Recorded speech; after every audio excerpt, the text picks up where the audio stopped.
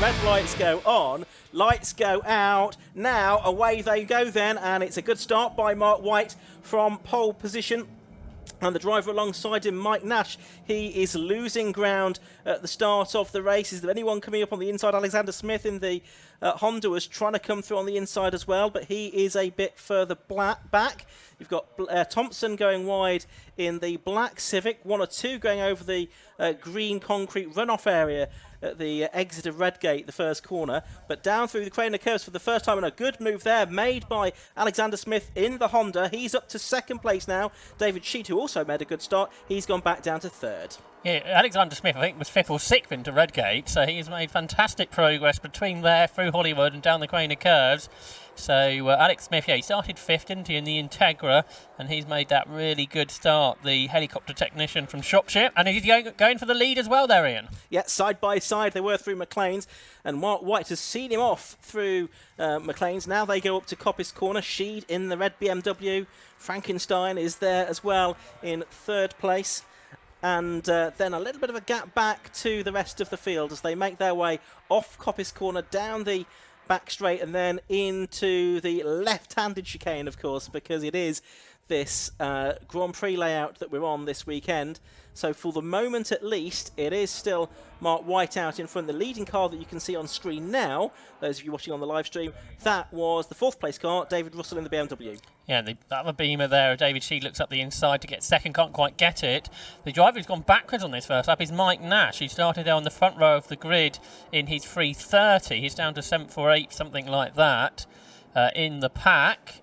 Lots of battles ongoing, 3-4 different types of lines being taken there into the Melbourne Loop. But there's that battle for 4th, which David Russell is at the head of in his Class C spec BMW E30, which is running on synthetic fuels, and was a winner in the class at the previous 2 meetings. That's Netterton and at Silverstone. David Sheedo, who was in 3rd position, slowing seemingly into Redgate Corner, and Alex Smith in front of him goes off. Yeah, that's why he was slowing. Owen Smith now managed to get himself dug in as he's tried to get himself out of the gravel trap there. He was in 2nd place, of course. He'd been challenging Mark White for the lead of the race, and now that car is going to need the intervention of at least the marshals, I think, to get him out of that gravel trap, because he's not succeeding in getting himself dug out. I think he realises now that he is going to need some assistance, and I think he's frustrated with himself, because that, I think, is the strongest we've seen Alexander Smith so far this season. Yeah, he's had a couple of seconds at Croft and at Snetterton, but that's the first time we've really seen him challenge. Now here's the car from the back of the grid, up to 22nd on the first lap for Cale Kelt from 38th on the grid. So that's 16 places gained in just 1 lap of the Donington Park circuit. Not a bad first lap for your racing career, Ian. I know the German Auto Works team were quite, thinking that he got some quite useful pace there, given the times he was doing in testing yesterday, quicker than that car had been doing last year when it was a class winner in the championship. Yeah, it's a very strong car, so if he's sort of on that pace of Joel Oswick, that's very promising. I wonder how many positions we've gained since the start of the laps. Head of the Mini there, wasn't he, I think? That's a few more positions gained at the very least. So we'll keep an eye on that over the course of this 20-minute race for the Armed Forces Racing Challenge. You've got Louis Woodward there just behind the debut there of Ian Cooper, who's an aircraft engineer from Liverpool. And there's Kelt. He's caught Waterhouse now, who started the lap in 16th. So that's presumably, another 6 positions on this lap, Ian? Yeah, that's a great effort then from the man from Arizona on his racing debut. And there is the scene at Redgate Corner where the snatch vehicle is now on scene, so there'll be double waved yellows there. The marshal unable to get Alexander Smith's car out of the gravel trap with his own steam, unfortunately. Now, we mentioned how lap record we think will fall over the course of this meeting. David Sheed has just gone 3.5 seconds underneath the Class B lap record in the Armed Forces Racing Challenge. In Class C, David Russell has gone also a second or 2 underneath that individual lap record as well. And that's from back in 2017, the last time these cars competed here. So those are the 2 leaders then, and Mark White has David Sheed for very close company. 1.8 seconds there was between them at the start of the lap. That gap has come down now to not much more than 1.8 car lengths as they turn their way through Coppice Corner. And Sheed, who was on that lap, 3 or 4 tenths of a second quicker than White, the last lap, is going to start piling on the pressure now. He's pulled his car to the left-hand side of the circuit, which of course is the inside line for the next corner, and he has gone through David Sheed to take the lead of the race on lap 3. You mentioned that David Sheed beat Mark White last time out at Silverstone, so again a similar sort of race here to 4 or 5 weeks ago, that meeting. So I'm surprised Sheed qualified back in 6th, but he's moved into the lead by the end of the 3rd lap seemingly. Good battle for 3rd between David Russell and Mike Nash and Blair Thompson as well. So David Russell there in 3rd, Mike Nash in 4th. Obviously they've moved up a position since that off Alexander Smith on the previous lap of the race. Mike Nash very, very late onto the brakes into the Goddard hairpin. Remember, he qualified 2nd this morning in that car, so still trying to make up progress since then. But the 3rd lap is completed with another fastest lap from David Sheed, this time quicker than anybody went in qualifying this morning. So 1 minute 49.9, which is now the overall lap record as well in the Armed Forces Racing Challenge. Yeah. These two then are about 6 seconds clear of David Russell in 3rd place, who leads Class C. Mike Nash is in 4th, and Cale Kelt's another 4 places or so made up into 12th. And how quick are his lap times compared to the cars in front? Well, I was just looking compared to David Russell, who leads Class C. He's only half a second slower than him, and we know how good David Russell is. So it seems like the German Auto Works thoughts were pretty on point. Meanwhile, we had a quick look there at Chris Pawley, who's from Cardiff, a 29-year-old novice, got on the back of his Renault Clio. He's going well. He's up in 7th spot. But for Kelt, to answer your question, he was 5 seconds quicker than the car ahead of him on the previous lap. So he may have got another position since then even. And there's Jonathan Candler in the 841 car. Now, he's been a champion, I think, in the past. And I think he's 2nd in the points this season. Is he not coming into this weekend? Yes, he is. So very good, consistent driver, Jonathan Candler, in that Peugeot 306. But he is under pressure here from Paulie. He's going to have the inside line for the Fokker TS's. And is he going to be able to make it through there? The answer looks to be yes, he is. So the Clio goes up now into 5th position and 2nd within Class C. Yep, so the Clio 182 there gains position. Chris Pawley's raced in low cost in the past. Get back to the battle for 8th between Paul Chapman and Cy Frowen. And we look back then to the battle of the hatchbacks ahead, with the Clio now ahead of the Peugeot 306, a car that's raced a lot less than the Clios. But in the hands of Jonathan Candler, this car has been raced quite a lot, hasn't it? There may not be many 306s that race in the country, but Jonathan Candler has been a regular feature, I think a previous champion in the category. At the back of our shot, we can see Cale Keltz and the BMW pop out of the toe of Keith Atwood's BMW and this BMW Mini, and this is to get into the top 10 around the outside. Keltz has done a 52.6 now as his best lap, and he swoops around the outside of Keith Atwood. There's not much room there for Ian Gifford, though. Keltz seemed to be going for the apex of the corner, although there was a car alongside him, but we just about avoided contact there, I think, Ian. Yeah, so up into the top 10 goes Cale Keltz. He's going to have about 4 seconds to make up on Cy Frowen in the Ginetta, who's going to be the next car up ahead. I think he's up, a second or so quicker, but Frowen is catching Paul Chapman pretty quickly, so it may be that Cy Frowen gets up to 8th position before he catches them. Let's see if we can see in the background of our shot, and it's still the Clio ahead, so it's still Paul Chapman ahead of Cy Frowen, but they're both quickly being caught by that BMW behind of Cale Keltz, who's up into 10th after making that move. But there, the Army Motorsport Clio runs a little bit wide. The Paul Chapman and Ben Moore shared car over the course of the day, with Cy Frowen looking up the inside. And will he make a move here and into 8th? We shall see. So Frodo it is who does get through up into 8th position. The 40-year-old from Monmouthshire, the RF Weapons Systems Officer, goes through. He started racing 17 years ago, so quite experienced. A lot of that time in a Fiesta. And this 20-year-old Ginetta G20 with a 2-litre Zetec engine, the ex-Peter Matt Smith car that he only bought earlier this year, has done him well this season. Up into 8th position he is now, doing battle with that Paul Chapman Clio. But look at the ground that's been made up on this lap. by that BMW of Kale Kelts. Yeah, this has been a majority of the lap with no traffic, and he immediately looks up the inside of the Clio driver. He's certainly getting stuck in here. You wouldn't have thought that he hadn't raced before. Who, alongside the Clio of Paul Chapman, he goes, and this should be good for 9th then for the Celts in the BMW personal best lap that time, a 1 minute 51.72, which is quicker than David Russell is going. So I think that's a Class C lap record as well from Celts. He may only be 200ths of a second quicker than David Russell, but quicker he is, and he's up into now 9th position overall. So he's sort of ruined having to start from the back of the grid. I think it was a transponder issue in qualifying that was some of the reason for that. And he'll have to start from the back again later, because I think the 2 grids set by the second race set by second best times in. I don't know if he's ruining it, because he's had a fantastic race and got so much experience in the space of, what, if we had 11 minutes of this race? He's learned a lot, I would think, about racing already here. So that's invaluable. We're watching Paul Waterhouse now, and he's in 15th place with the big Holden Commodore of Paul Martin Jones, number 62, just behind him, the Class A leader. 2 very different cars of different horsepower, I suspect. But you see the big Holden badge on the side of Paul Martin Jones's car now. This, though, battle for, I think, 4th position, is it, between Mike Nash and Blair Thompson down to the Melbourne Loop. So that battle's sort of ongoing, really. We haven't seen it for a couple of laps, but that battle for 4th position continues. Meanwhile, we should mention that David Sheed still leads the race. He's a couple of seconds ahead of Mark White, and he's set another fastest lap, a 1 minute 48.57. And completed 6 laps of racing. But the battle behind him is pretty close, as well as a big moment in the Graduates Cup, Ian. Yeah, and that's for the Graduates Cup points lead. Jakajewski getting the car very sideways there through the old hairpin, the number 99 car.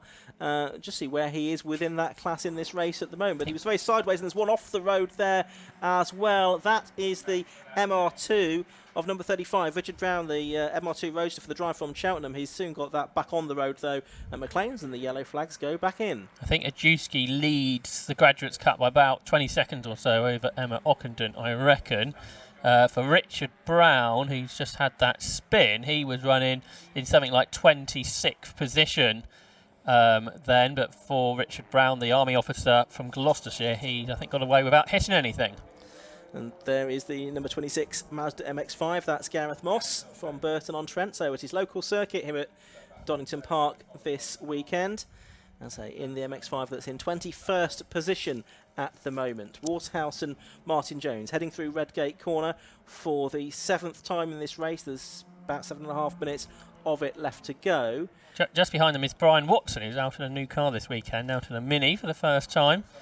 Which is good to see for the RAF cyberspace specialist from Lincoln. And then just behind him is James Flint, who has a novice cross on the back. So again, bringing new drive into racing. But there's Brian Watson out in his new car for this weekend. Meanwhile, no surprise will become that Kale Kelts has gained 2 more positions. He's passed Cy Frowen and Jonathan Candler recently as well, to move him up into 7th position.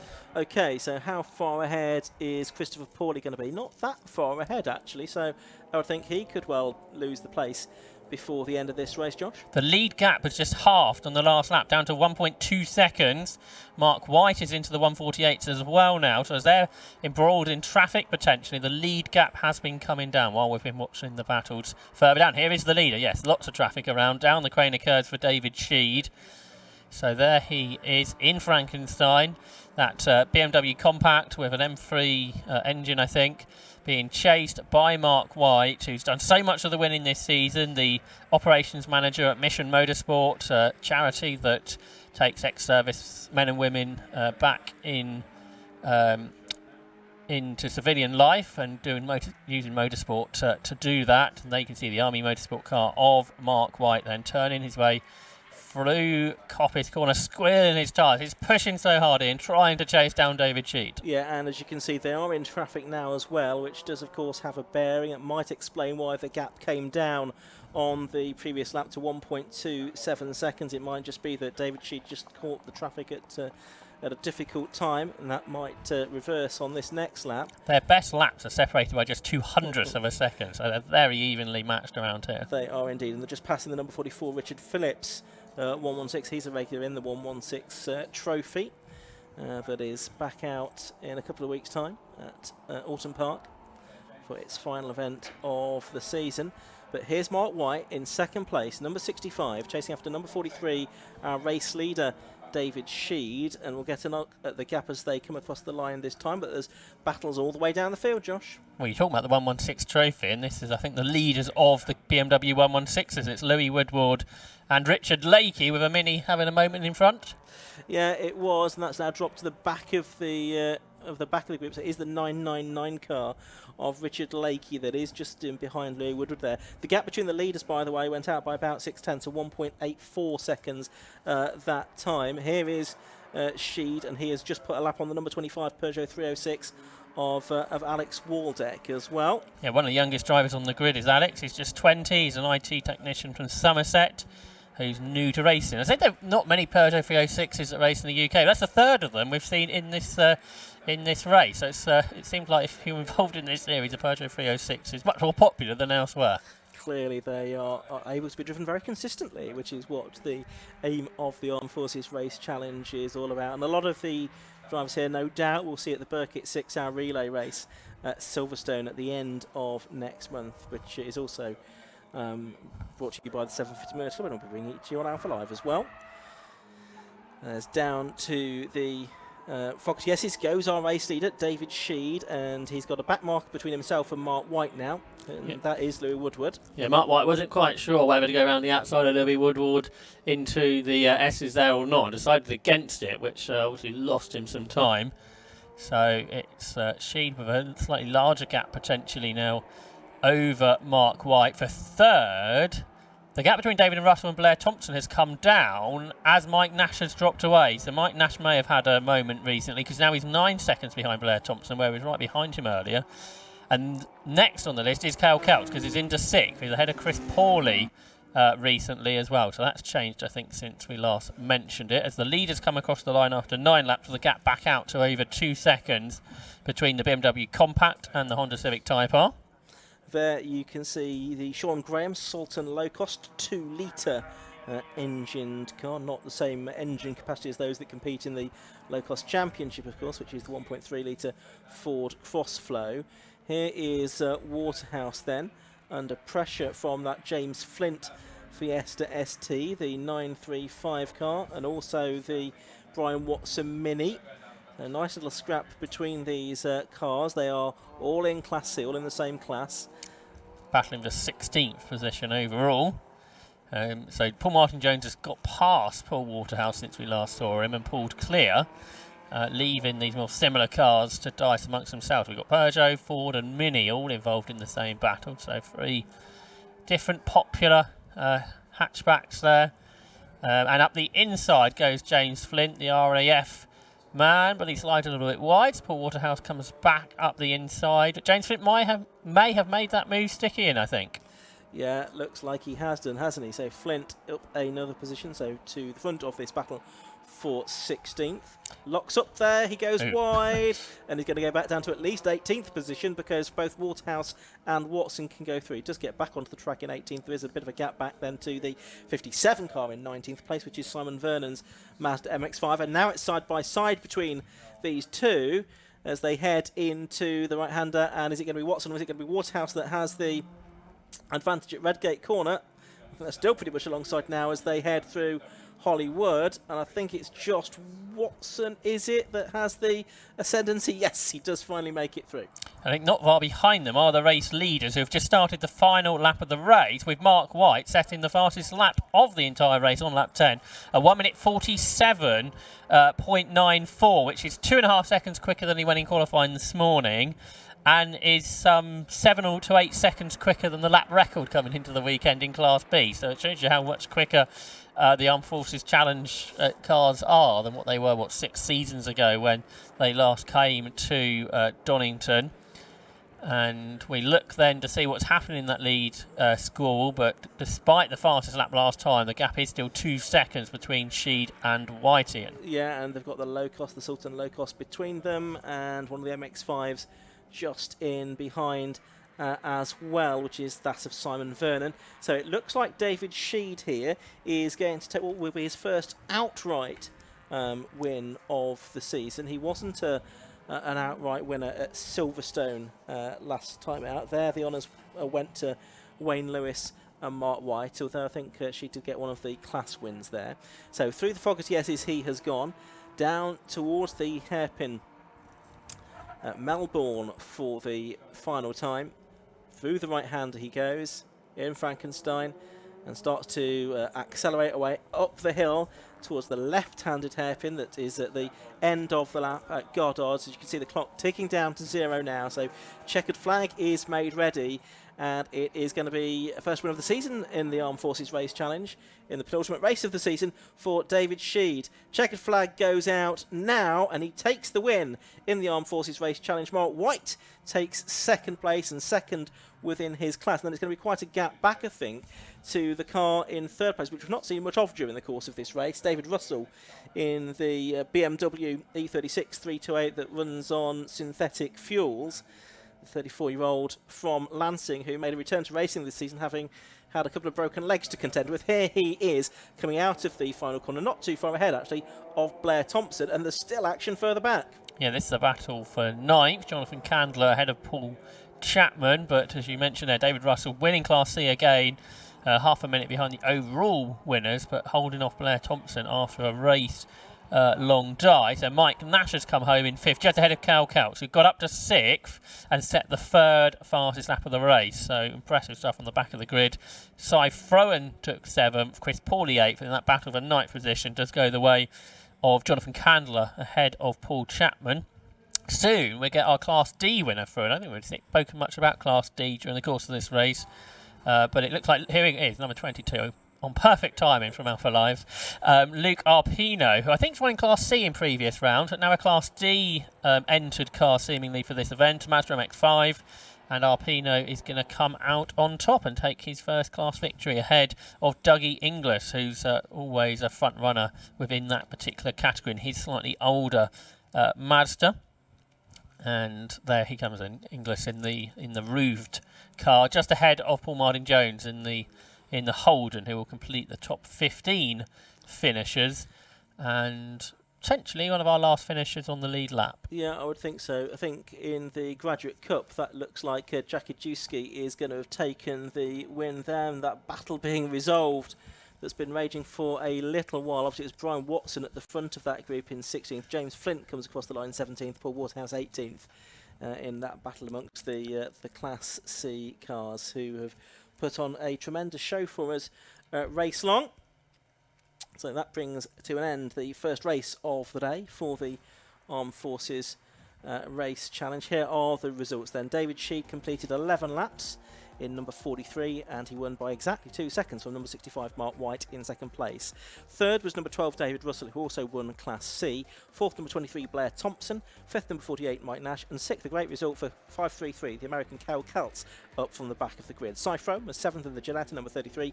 Eighth was Christopher Pawley in number 88. Ninth was number 841 Jonathan Candler, and 10th was 113 Paul Chapman.